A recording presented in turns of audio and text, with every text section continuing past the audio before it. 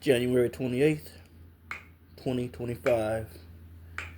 Currently 2:23 p.m.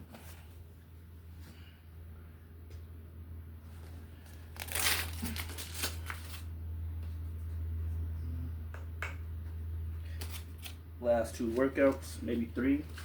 I've been focusing on legs and some lifting and shadow boxing, so technique. Haven't been hitting the bag, so really just want to get a refresher on this. Just get my usual rounds in.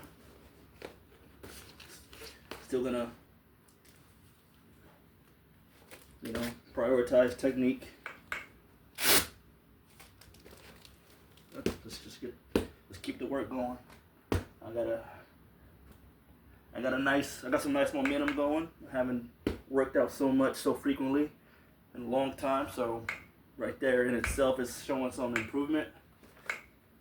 Legs still tender, but definitely strong enough for me to keep putting more work in. So I got some fatigue lingering, but not enough to hold me back. So let's work.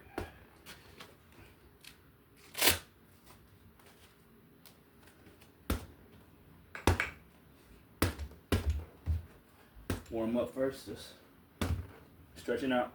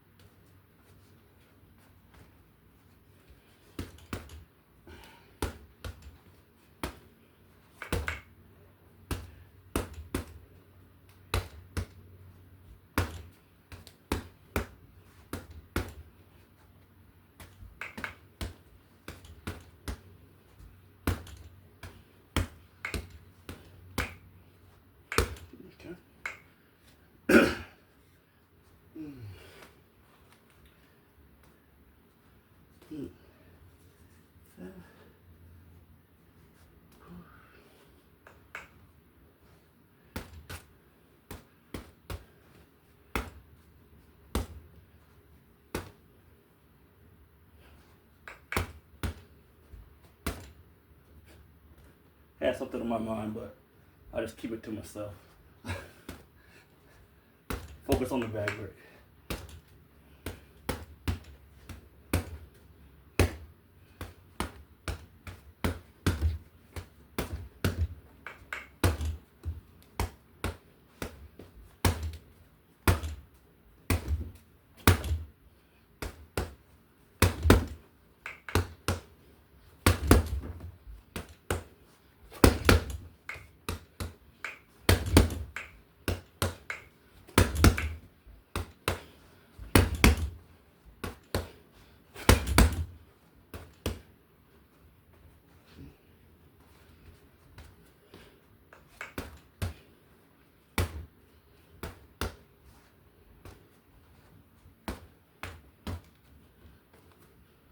Mm-hmm.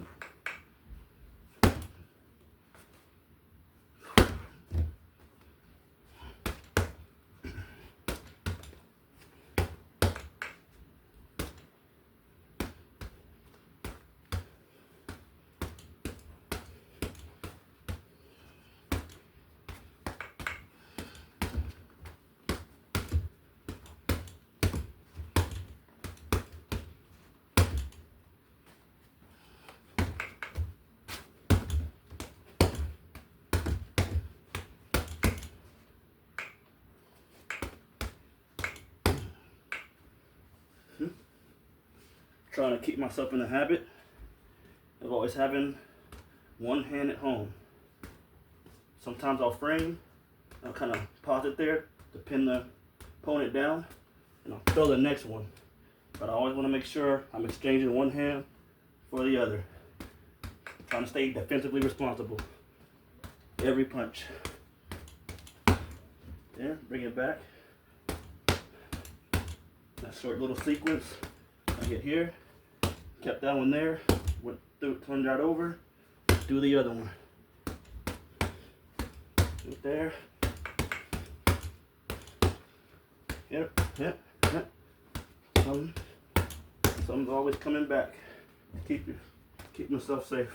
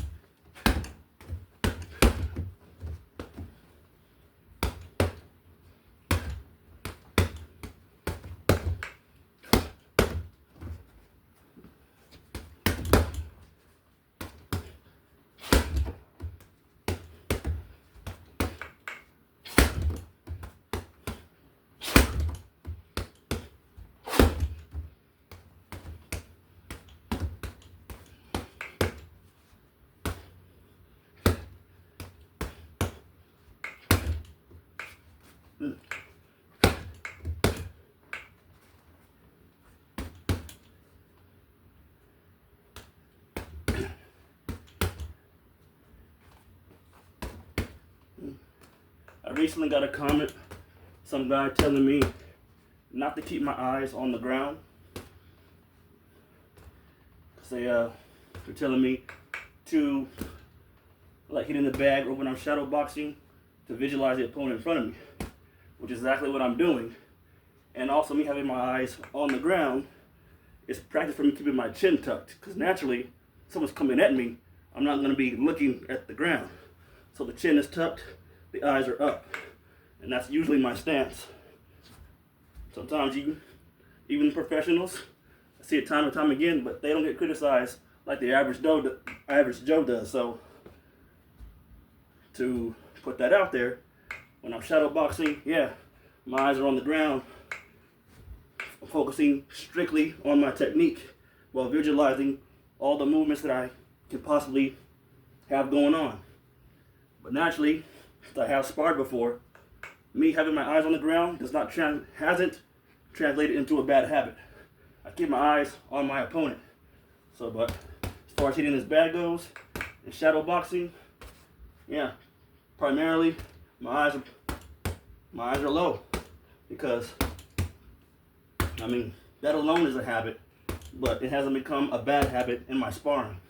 So, just throwing that out there, because it doesn't seem like it works for you. It actually does work for me.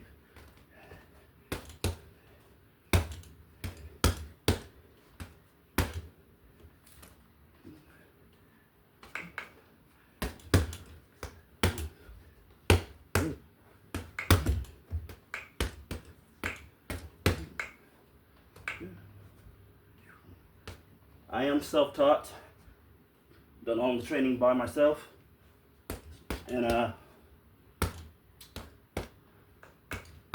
my unofficial teachers are all professional people, professional coaches, professional fighters. So I've taken notes, taken them really to heart, and I watch my own footage, after I finish a recording, or as I'm uploading it, as I'm breaking it down. So I'll see my bad habits. I'll be like, yeah, that left hand was a little too low, or I am dropping it after I finish a jab instead of bringing it back. So it's hard to break certain habits, but I am aware of them. So as far as the unofficial coaches go, you got all the information you really need on YouTube, and then the rest you just got to put into practice. Follow that whole Bruce Lee method. Take what's useful, get rid of what's not.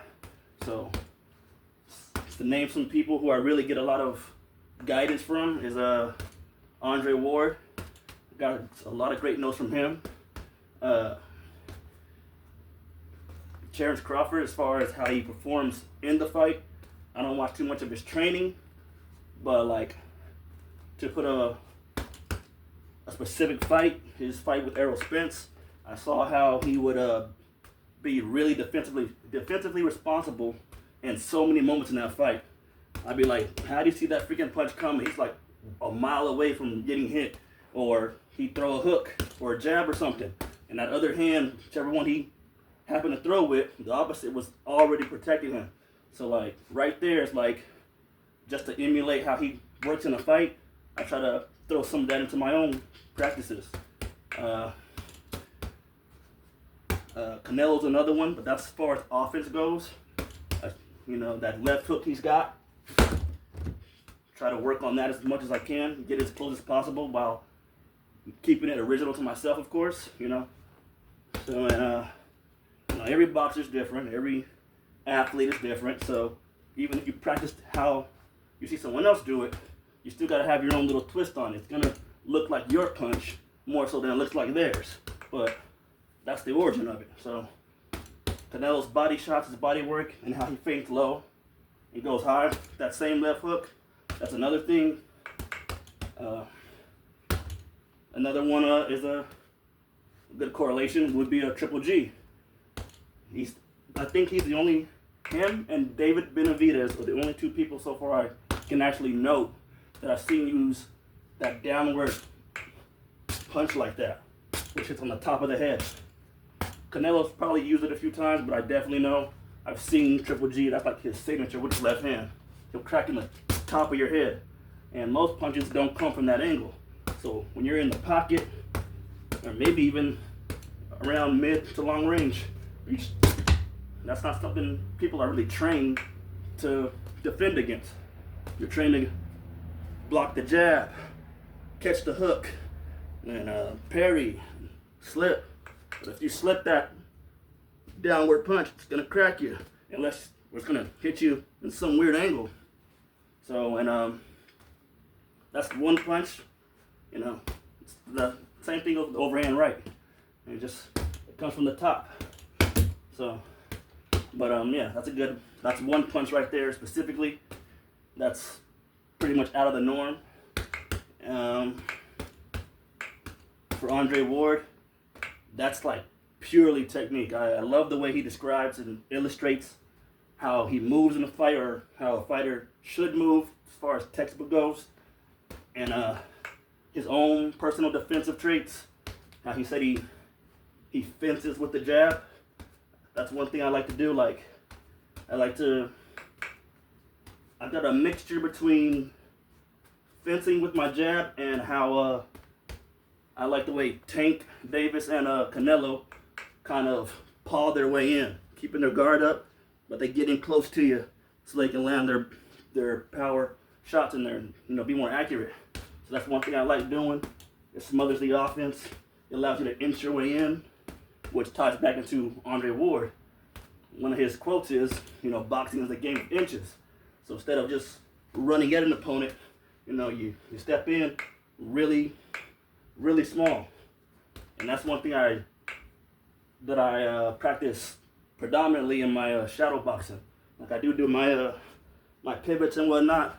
I do try to do some explosive movements, but in general, I like to take my time out there and just like really just like zone out and just like feel my movements, feel my own energy. But that thought of very small movements is always in my head. So like, you can let your opponent exert as much energy as they want and just keep your stuff small, tight, and just calm and controlled. If they come in over aggressive, you know, you want to still manage your distance well, but that's also when you're allowed counter opportunities. Because if you overreact and you get out of range, you miss your chance to counter. But just taking Andre Ward's advice right there, that guidance, you know, a guy comes in trying to bum rush you, you slow things down, you smother them, and then you work on the inside. So it's all about making adjustments. And adjustments, the king of that would be Floyd, you know, Money Mayweather.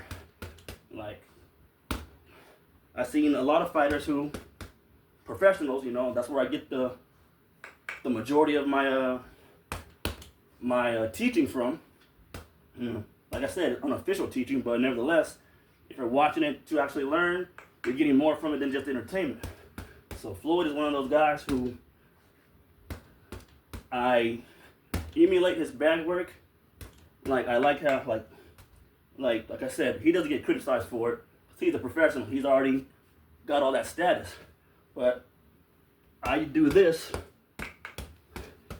and I've seen Floyd do the same thing.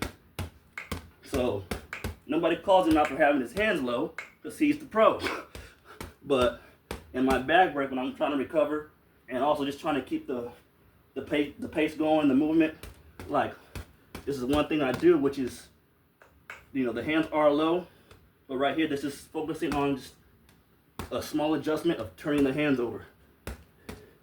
Everything gets that, you know, that twist, that half turn or so.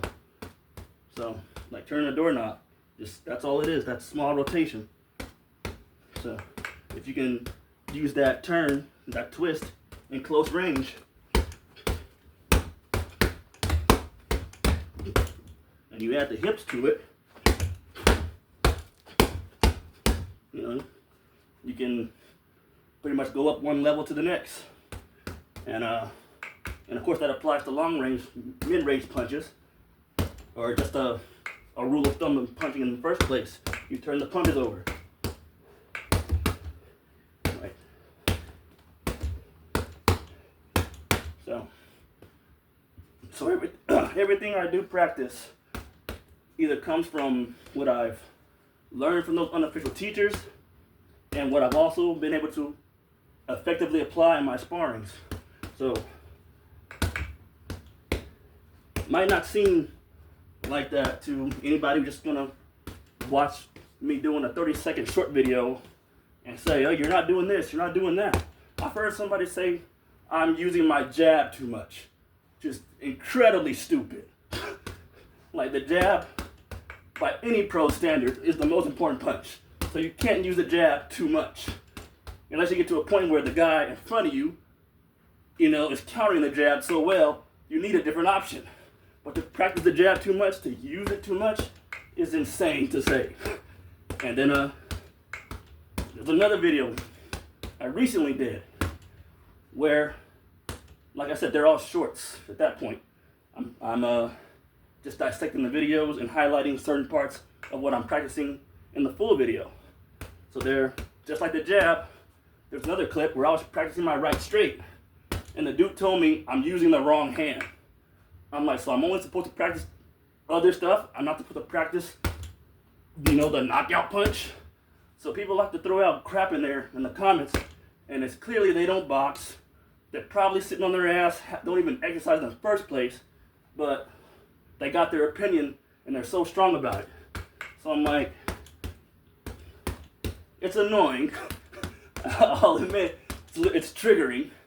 So it's one of these guys I have to let roll off my back and be like, I don't know them, they don't know me, they have no idea what's going through my head, like what I'm actually practicing, if they're gonna say something as retarded as that.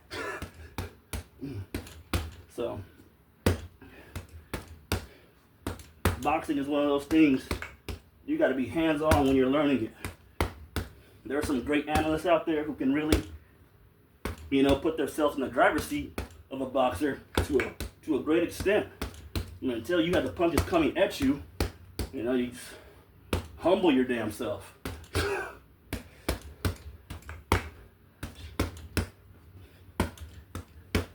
Anyway, yeah, that's where I get the ideas for my training regimens from. That's not all of them, but those might be definitely the main ones.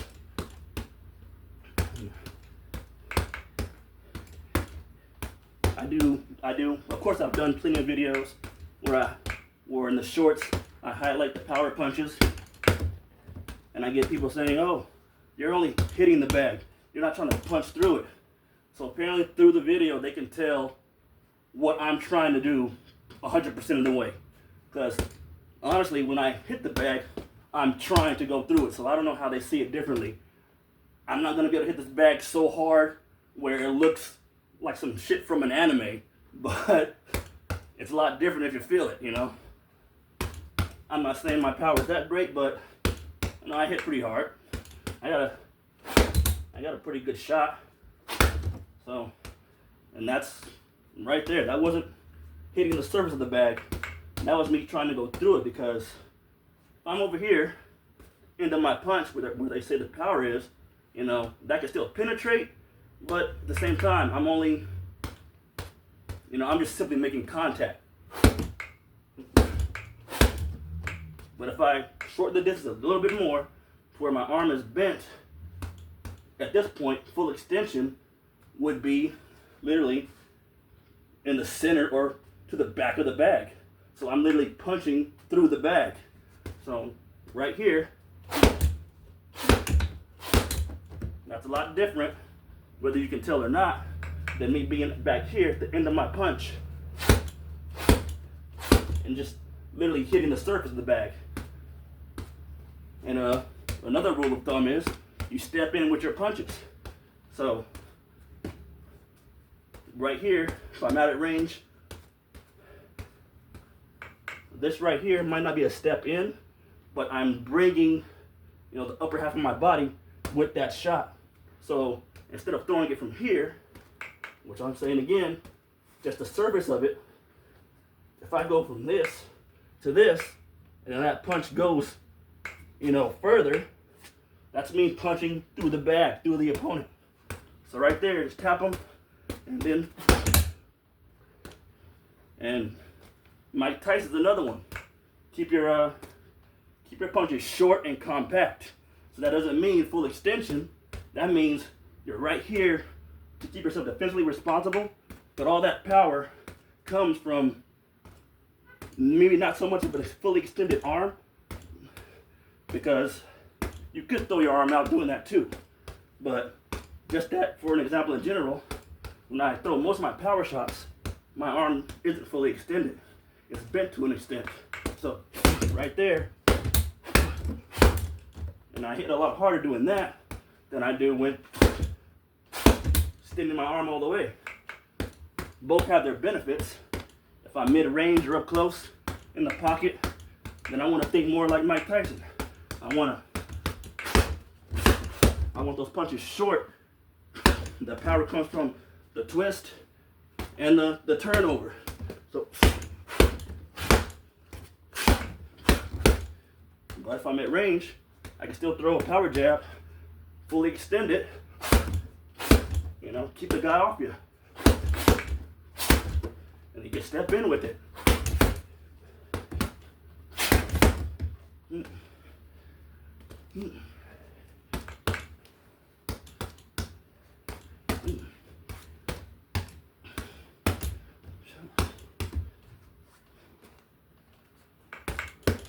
The last one that comes to mind, which is also very important, unofficial teacher, is Michael Jai White. There's plenty of people who have seen that video about the non-telegraph punch he did with Kimbo Slice. Some people say I'm not using that on my bag work when I 100% am. I try to throw both the left and the right, literally from where the elbow is sitting. So if I just keep adding more power to it, those punches are still coming just in a straight line. Now I did that right there to just express the elbow specifically, but naturally when I'm over here in my stance, the same thing. I'm right here, straight line, bring it right back. The right hand, straight line, bring it back. So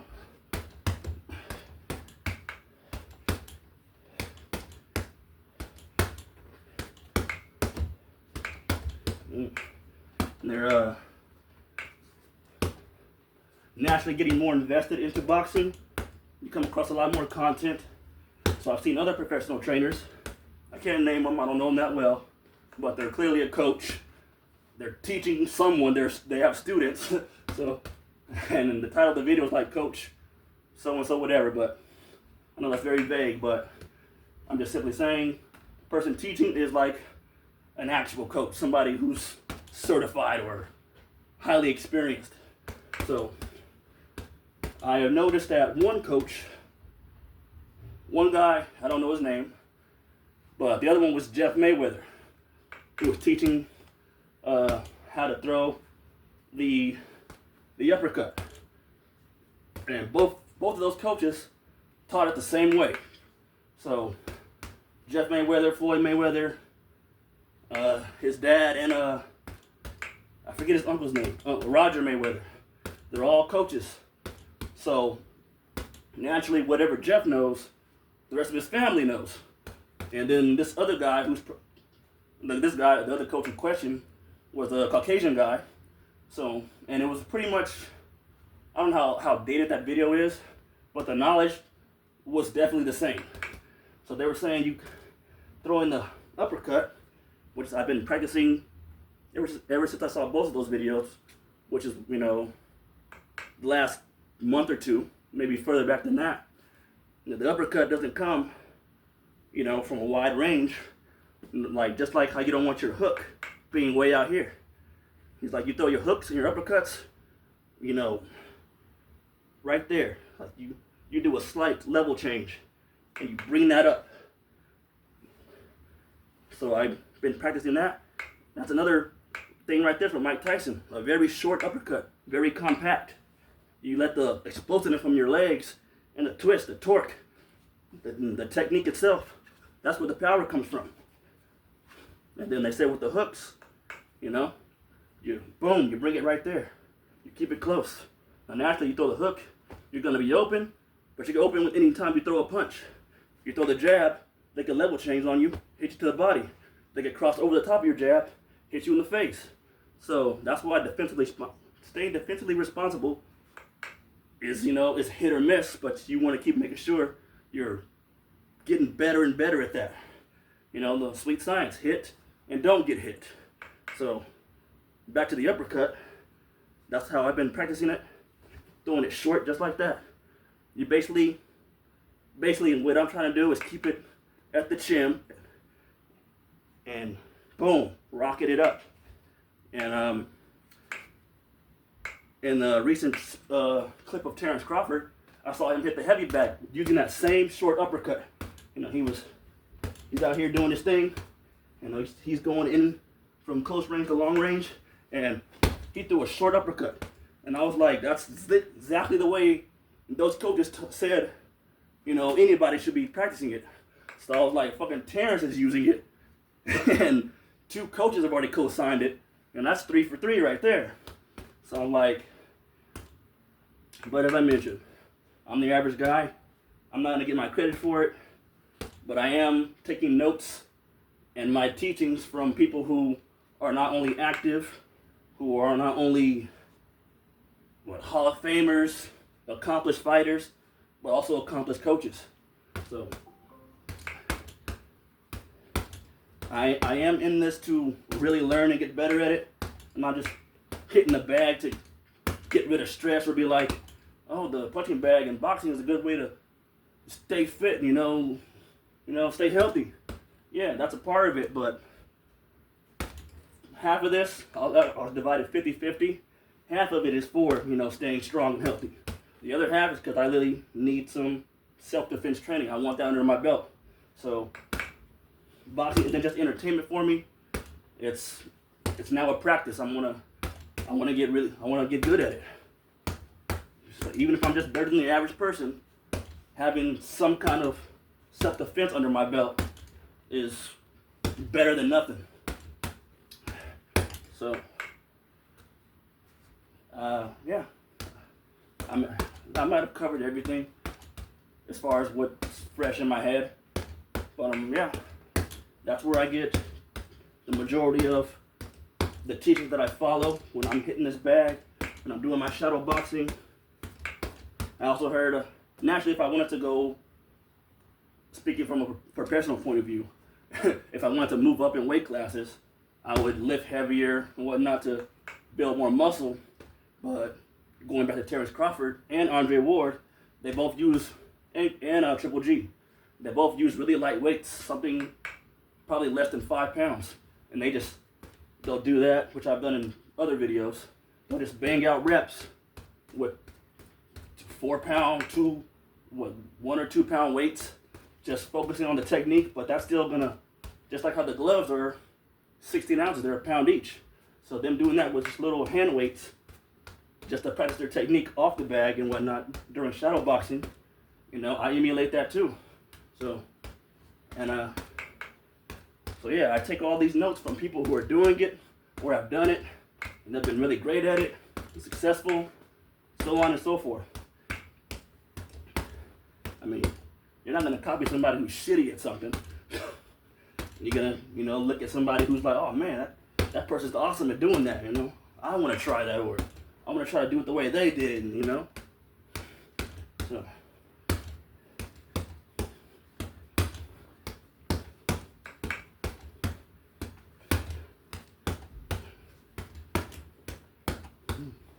Small things. Keeping the feet moving. Keeping the head off the line. Keeping the guard up. Return the punches in a straight line. All these small little notes just become second nature. I'm always saying that.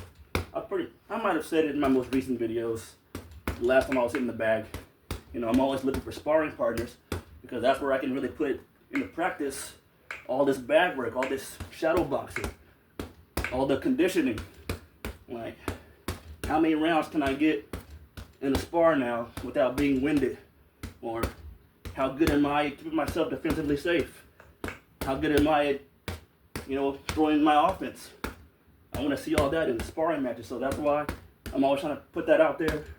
If you're in the area, or you're passing through, you live not too far away, hit me up in the comment section. Let's link up.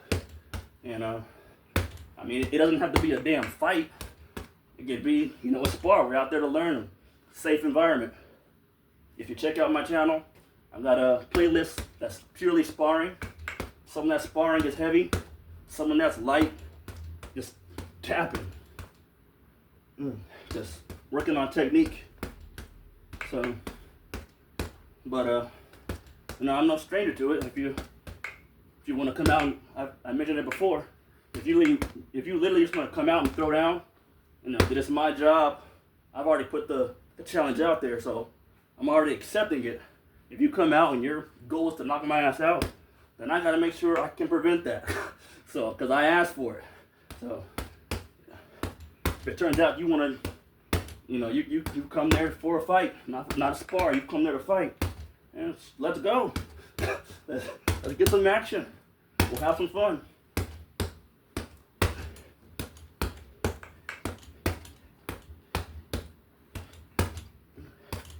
Being 100% transparent here, because this is the fucking video recording, and I'm gonna upload this. So if you get through this entire video and you listen to everything I've been speaking about, you're like, this guy's telling us all his technique. Like a great analyst, a seasoned fighter would be like, this guy's not only telling us how he fights, he's telling us how we beat him. He's showing us the full training. And the reason why I can do that is because I'm not a professional. I mean, the only thing you're gonna do for me really, expose me, is like, but who is he? Like, he's a YouTuber. I'm no Jake Paul. So me being exposed is like, hey, that dude was calling people out, ended up getting his ass kicked. But the whole goal is for me to find somebody better than me, so I get better the next time. So if that's what being exposed mean, then shit, come expose some people. Come expose me. Let's throw down. Shit, I'll keep on going like, you know, Mayweather. Be a master of adjustments. If I'm telling you everything I'm training, everything I do in this video or other videos, and then we spar, and say it turns out good for me, that's because me being able to make adjustments is now a proven point. Or maybe you're just so damn good, maybe you make adjustments better than me. And then now, you know, I really got to step on it. I really got to get my game up. All that is all about is just progress. Get that bullshit clout chasing out of here. This isn't about I'm better than you, you're better than me. I want to get better than myself. So that's the main thing this is about. Because if I lose the fight, then I can just be like, what did I do wrong? What can I get better at? I want to try again. I've lost some of my sparring sessions. I didn't run from the next one. And it's as simple as that.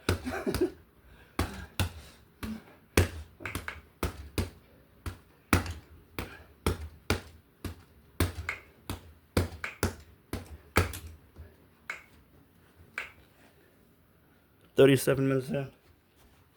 I can't really call these rounds since I've been talking through them. Maybe that's a good thing. I know I haven't been really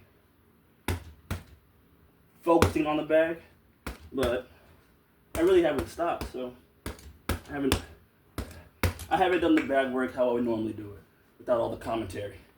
So, but nevertheless, I got my 12 rounds in.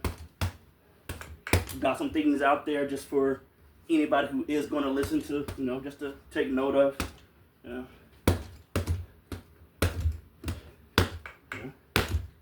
Let's get some work in. Oh, almost forgot. Tony Jeffries, if you heard of that name.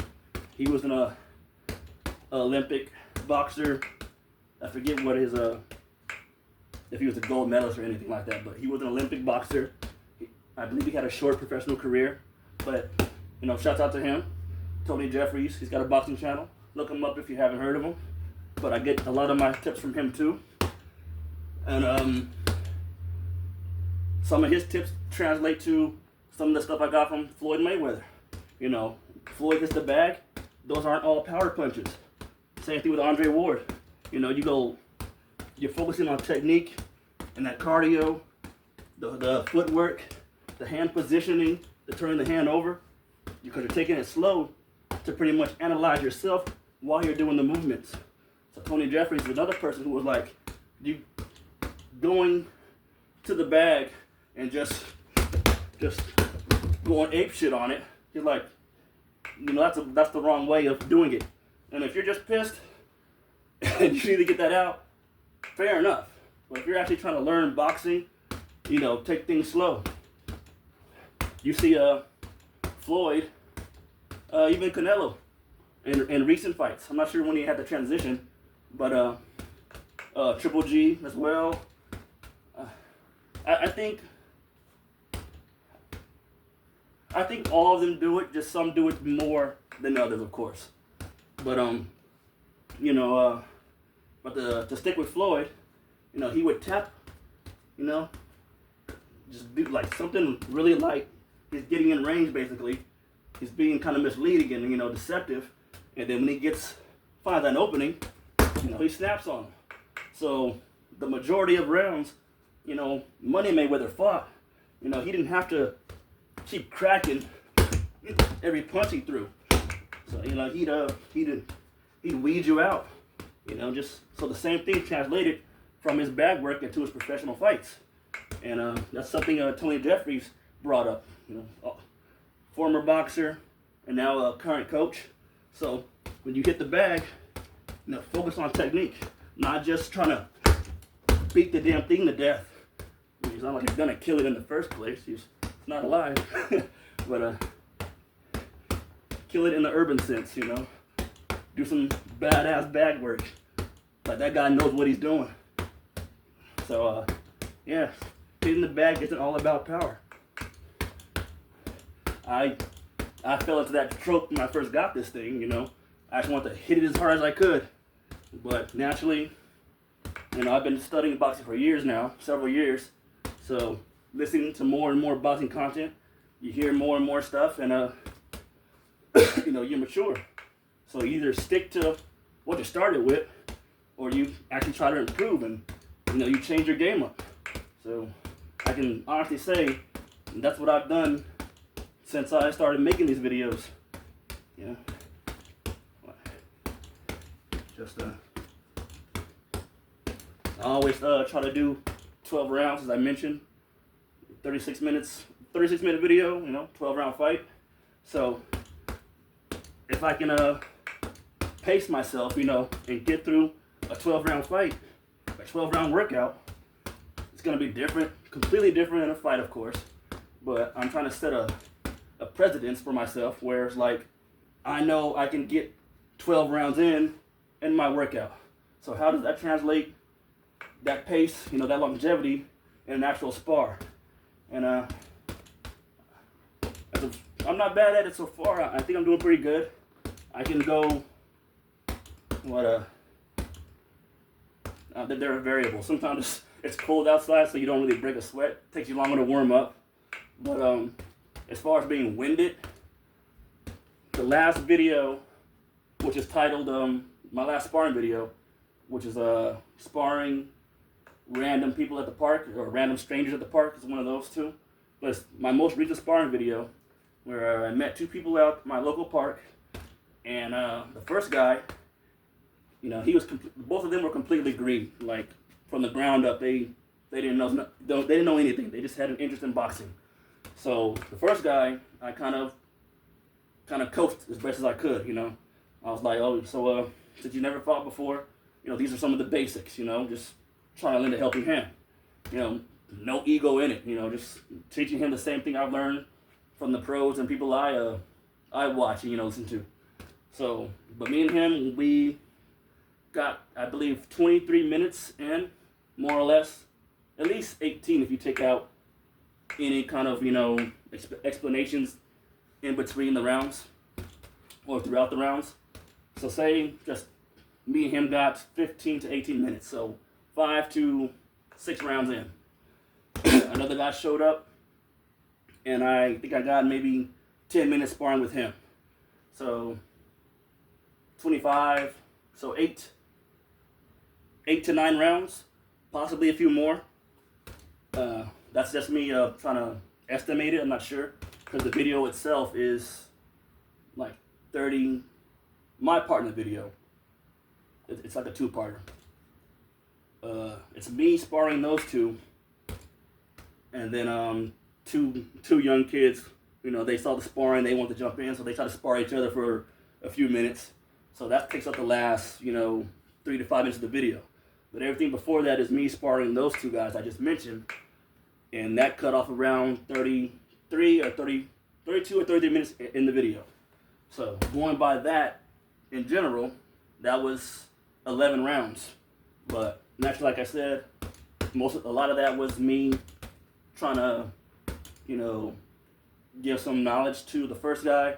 Well, the second guy, me and him really just, let our hands go. There's no commentary in that, and no teaching. And so that told me two things. I could spar two random people. One who was, that guy had to be at least, I'm 5'9", so he had to be at least 6'1", 6 foot or 6'1", and I think his arms were like maybe a bit longer than his height, so it was hard getting in range with him. So I was able to fight a taller, rangier fighter, which is something I want to do, you know. So that was a great practice for me right there. And then I fought somebody who was shorter than me, so that allowed me to be more in my comfort zone. Like I could more or less walk the guy down if I wanted to, but I took the sparring slow because, you know, like I said, the whole thing about pacing and getting through the rounds. So, and I just had sparred, you know, the other guy, 5 or 6 rounds. So if I set that as the basis, you know, before I get fatigued, I got at least 5 or 6 rounds in me, possibly more. But I know at the very least, in practice on this bag, I got 36 minutes in me, depending on how I stretch that out, how I really pace myself. So I'm teaching myself to be reserved, know when to turn it up, you know, listening to my body. Like there's time where I hit this bag to finish out the video, and you know, I'll be like, let's empty the tank, and I'll freaking hit the ground once I'm done. Like I'll use all my damn energy. I'll need a good 3 minutes or 5 minutes just to get my breath back. But yeah, so practicing, you know, what it feels like to be in that overexerted state, and practicing how it feels to be, you know, fully engaged. Maybe a little winded, maybe a little fatigued, but still being able to work through that and, you know, do some solid work. And then of course, early rounds, you know, you feel them out, but at the same time, that's when you can land your freshest punches. You know, you can put some power behind them, but you don't want to burn yourself out in the first 2 or 3 rounds throwing power shots. So same thing Tony Jeffries said, same thing Floyd Mayweather does. You know, you throw out some pity pat punches, as some people say, the commentators during pro fights. You know, you just, that's your range finder. That's you keeping them occupied. You're making them keep their defense up. And if you find something to, you know, go after, you find an opening, you know, that's when you sit down on something. You know? So that's how I try to box.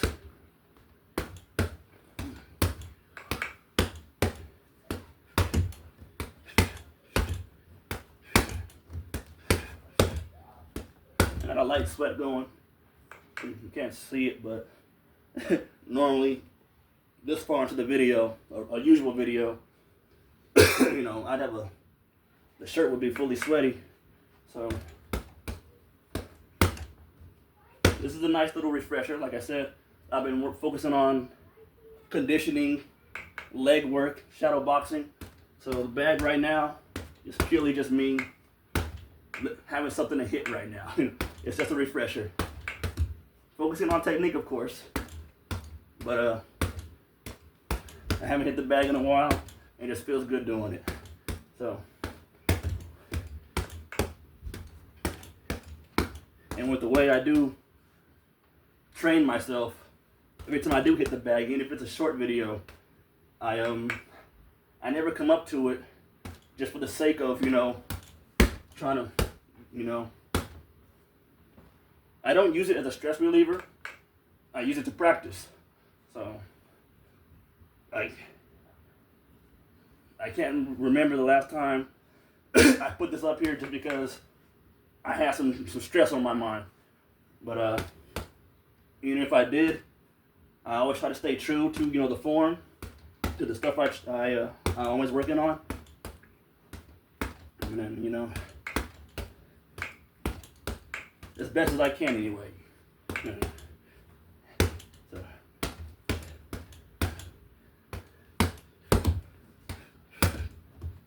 At the very least, I like to say I graduated from just being a bag beater. That sounds so horrible. You can always get critiqued. You can always get better. As long as it's like a legit critique and not just somebody, you know, running their mouths.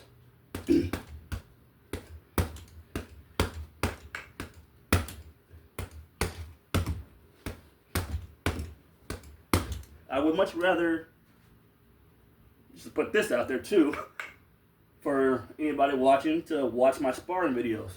So critique me when I'm actually in action, you know. The stuff I do on the bag does translate. I'm always trying to sharpen it up, you know. keep the guard up, return the punches, twist, slip, change levels. I'm trying to apply all that as much as I possibly can during sparring. And I've noticed a lot of bad habits for myself rewatching those sparrings. So I need new sparring to see if I've gotten any better, to actually be able to compare it. And but yeah, like I've seen professional fighters who look amazing in training, and then so many issues show up during the fight. I'm like, they're better at practice than they are at performing, So I'd rather have the opposite, If how that guy mentioned, whoever it was, oh, keep your eyes up, not on the ground. Like, that's not a bad habit for me, as I mentioned.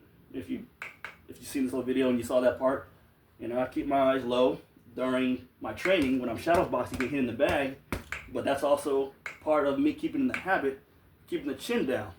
So when my guard is up, the chin is tucked already, and I can just, use my eyes to look up. I don't have to.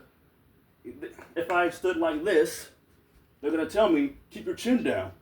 So, but when I'm like this and I'm doing my stuff, they're saying, now they're focused on where my eyes are looking. You can't win. So it's like whatever, but I just want to illustrate why I actually do that by nature. Like, and yeah, it's no big deal. Honestly, I feel kind of crappy because I'm definitely defending myself with all those comments to people who I don't even know. And it's like, but like I said, sometimes it does get to you. It can trigger me or whoever's doing it. And it's just like, some people are really trying to give you some good advice, while others are just trying to shit on you. So you gotta know how to navigate through it. And it doesn't really get any easier. Just I might be having a bad day and it gets to me. I might be having a great day and I'm like, the hell with the hell you're saying, And let's just. If you're not doing it, if I can't click on your YouTube channel and see you doing better than me, and keep your shit to yourself, send me a link, bro, and be like, hey, I train the same thing you're training in my video. If you want to check out my content, maybe it'll help you out too. No, I never get that. I just get a bunch of people being like, as far as the negative people go, thank you to all the good people out there who encourage me and everything, give me great feedback and actual constructive criticism. Thank you guys for like a million. But the shitty people who are just like passing through, just whatever comment they can have about my video that's not, pleasant, I'm like, whatever. I don't know you, you don't know me. Let's move on. Just keep pushing.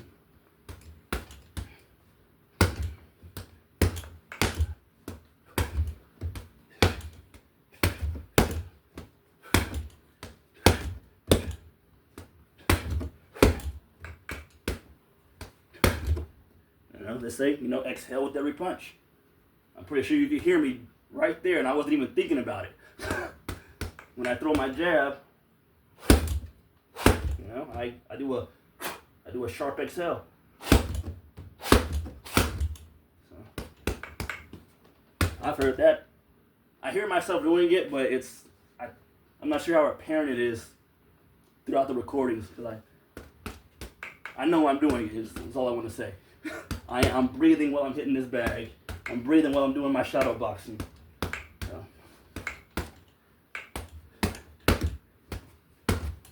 Pretty sure that's everything. Got it all off my chest.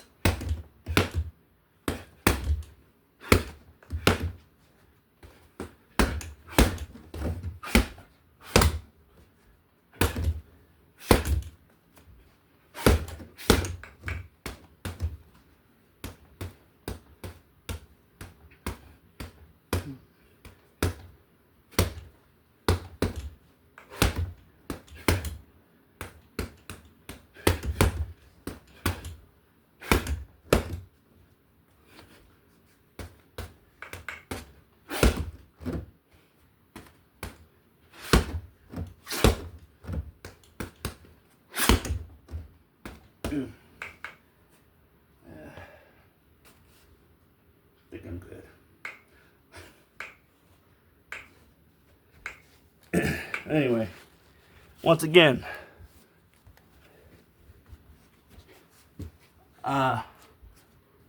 laying out the challenge. Anybody wants to come and spar with me, or like I said, just wants to work out, just be training buddies if you're in the area, if you're passing through. El Cajon, 5'9", 100. I haven't weighed myself in a minute. Let's do that right now. Just finish this video up with on the scale.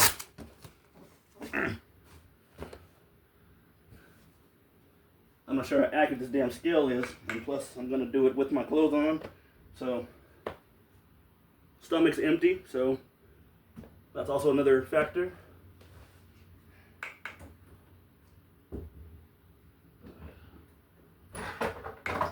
Ah, shit.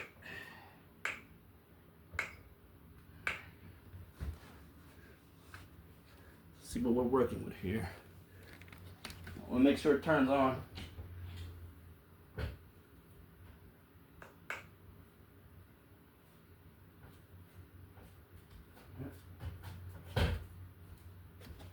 Alright, the battery's dead. Let me find another one or some batteries. I'm gonna pause this real quick. Alright, needed some fresh batteries, but as of January 28th, I weigh 157. So I think I actually gained a little bit of weight. That's something else right there. Yeah, all right. Sometimes the scale will mess with me. I'm gonna run it back.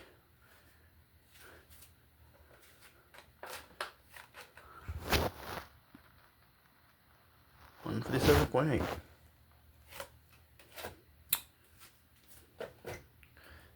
All right. Well, anyway, there you have it. As of January 28th, I am 5'9", 157 pounds. El Cajon. Hit me up in the comment section if you're in the San Diego area, or if you live in El Cajon, or if you're passing through the San Diego area, close by to El Cajon. Give me a heads up. I do have a full-time job, so I'm gonna put all this out there. Just the general information. I'm off Mondays and Tuesdays, so those days will be best, or sometime in the evening on Sunday, after the 3-4ish. Like, you know, if you do hit me in the comment sections, we can work out all the details. Have a set schedule, have a set date, and I'll be using headgear. If you need headgear, I'll bring you I'll bring an extra. I always do. If you don't have your gloves or any gloves at all, I have plenty. Well, if I bring the gloves, they'll be 16 ounces. If you bring your own gloves, I'm gonna work with whatever you bring. You know, if it's you can use headgear or not. You can use 16 ounces or boxing gloves or MMA gloves, whatever. Like, just, I mean, not whatever. Make there some actual gloves. There's some padding there. You know, we're not gonna bare knuckle this or jerry rig your own gloves. So just make sure they're legit. And yeah, if you want to bring any more equipment as far as, you know, the protectors, I don't know. But generally speaking, 16-ounce gloves, headgear, and with or without a mouthpiece, it's up to you. And we'll be good.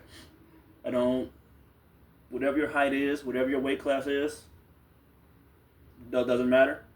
If you're taller than me, then that gives me a challenge. If you're heavier than me, gives me a challenge. You know, if you're shorter than me, then I don't know what challenge that presents. That feels kind of foreign to me. It depends on how short you are. I don't know. You know, they say punching down is different from punching up, which is definitely true. I'm rambling now, but I'm just like going through the list. But yeah. So height, weight, experience doesn't matter, because I'm in this purely for experience. So if you know more than me, you're better than me, then this is me having a full on, I'm the student now, like, even more so, like, be the constant student, be constantly learning. But yeah, I think that's about it. You know where I'm coming from. You know what I'm presenting. Like I said, we can do light sparring, we can do heavy sparring. We can just do a workout. If you don't know anything about boxing, I don't mind transferring what little knowledge I have to you. And if you're gonna help me out with with some guidance, have an open ear to it. Respect 100%. You present yourself in a polite manner. I'm gonna reciprocate it, and we'll have a good time. If you want to do heavy sparring, 100% transparency. Just like, don't say you want to go light and then you sneak up on me and try to crack my ass. Be a genuine person, be legit, because that's what I'm doing right here. So if you want to go light, then that's what we're gonna do. I'm gonna ask you, if you want to turn it up on the next round, or do you want to keep doing this, or that's how I do with everybody I've sparred with. So I'll do the same thing with you, or if anything does present itself. And thanks for watching. Art of Fire. Like, subscribe, comment, share. Take care of yourself. Stay strong, stay fit, stay healthy, stay active. And try to stay happy. See you guys later.